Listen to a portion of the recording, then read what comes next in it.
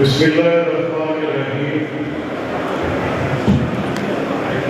جناب سہیل صاحب، محترم جناب نیکر بلوچ صاحب،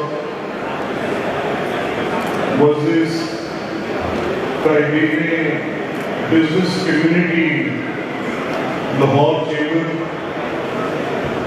آپ کے جو امیدواران اس انتخاب میں آپ اتاریں گے، جو آپ کے چیمبر کی نمائندگی کریں گے اور جو آپ کے سابقہ اس سے پہلے چیمبر میں آپ کی نمائندگی کر چکے ہیں. میں کوئی بڑا کاروباری بندہ تو نہیں ہوں، لیکن میری آپ کی کمیونٹی میں کافی انٹریکشن ہے. بہت سارے چہرے جانے پہچانے یہاں بیٹھے ہیں. ہمارا اور آپ کا جو نگاہوں کا ساتھ ہے، یہ انتخابی عملیت ہے. کبھی مجھے آپ کی ضرورت ہے، کبھی آپ کو میری ضرورت ہے، یہ مل جل کر چلتا ہے. لیکن آپ کے اس ادارے کا قیام، آپ کے پیاس کا فنکشن جو آپ کے سابقہ صدر نجاری صاحب نے بیان کیا، میں سمجھتا ہوں کہ اس کی ایک شکل ہے، اور اس کی یہ شکل جو نجاری صاحب نے بتائی، اس کی ایک بڑی اہمیت بھی ہے کہ جب تک آپ کی بزنس کمیونٹی کے یہ لیڈرز گورنمنٹ کے ساتھ مل کر اس گروتھ کے انجن کو، جو آپ کی صنعت ہے، جو آپ کی تجارت ہے، جو آپ کی زراعت ہے، اور آپ کی زراعت کی آپ کی مرہون محنت ہے، یہ ممکن نہیں ہے کہ جو 60 کی دہائی میں انٹروینشن ہو گئی، یعنی ایک ٹریکٹر آ گیا، ایک ٹیوبویل آ گیا، ایک تھریشر آ گیا، اور وہیں پر وہ بات ختم ہو جائے.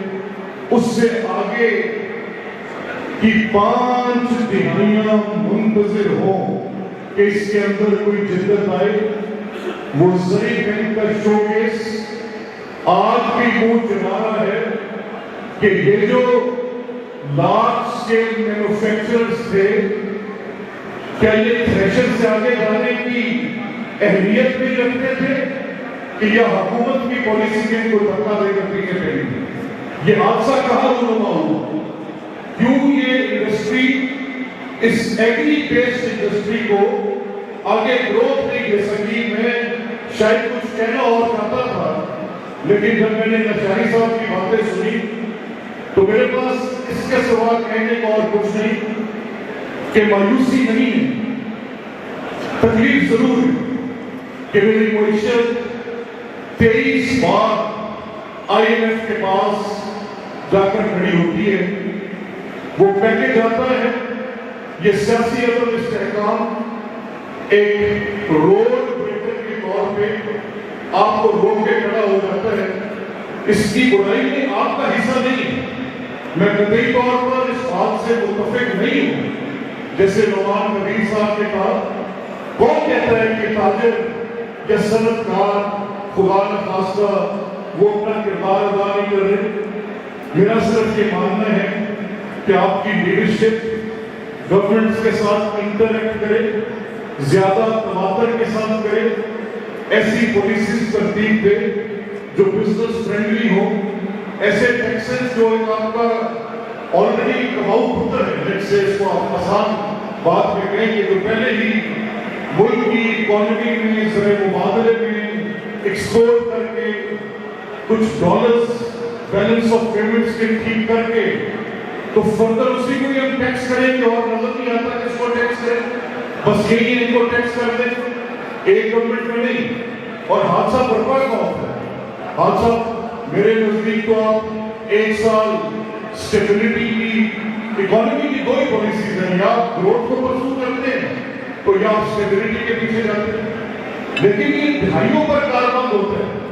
درست کا نواز صاحب نے کہ منموہن سنگھ میں گروتھ کی پرسوٹ میں وہ اسٹیبلٹی کے 40 سال ہندوستان کے پیچھے گئے، اور پھر گروتھ کی بات کی تو پچھلے 3 دہائیوں سے گروتھ کی بات ہو رہی ہے. आती गवर्नमेंट चेंज नहीं करती तो क्यों नहीं होती चैप्टर ऑफ इकोनॉमी? ये मईशत पर सियासत कब तक इस मुल्क की बुनियादों को इस तरह से खोखली करती रहेगी? ये हादसा है, इसको मिलकर रोकना है। आपने मैंने मैं सियासी कारकुन हूँ और मैं अपने तौर पर आप तमाम दोस्तों के ये ख्यालात से वाकिफ हूँ, आपकी बातचीत सुनता रहता हूँ, आपकी मुश्किलात से भी वाकिफ हूँ।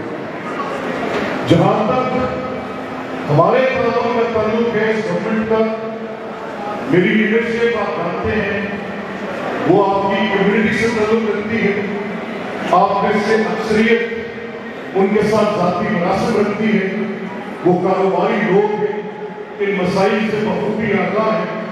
और मेरी आपको ये यकीन दहानी है कि आपका लाहौर चैम्बर, मैं समझता हूँ कि पाकिस्तान की पूरी बिजनेस कम्युनिटी में एक कलीदी और नुमाया किरदार रखता है। इस चैम्बर से उठने वाली आवाज़ मैंने देखा है कि वफाक में भी सूबे में भी उसकी बात दर्ज रहती है। आपके कहे अल्फाज के मानी होते हैं, आपकी दी गई प्रपोजल्स की कदर की जाती है और मैं ये तवक्को करता हूँ कि इंशाअल्लाह आने वाली जो आपकी लीडरशिप होगी वो इस रवायत को कायम रखेगी इंशाअल्लाह अज़ीज़। इन अल्फाज के साथ आप तमाम अहबाब को ये सिर्फ एक वाक़या सुनाकर आपसे मैं इजाज़त दूंगा। मुझे बड़ी अच्छी आपकी मजलिस थी, इसके एहतमाम तक भी बैठना पड़ता तो मैं बैठता, और वैसे भी गुस्ताखी होती है कि मैं लियाकत बलोच साहब के बाद बात करता तो एहतराम भी लाज़िम था।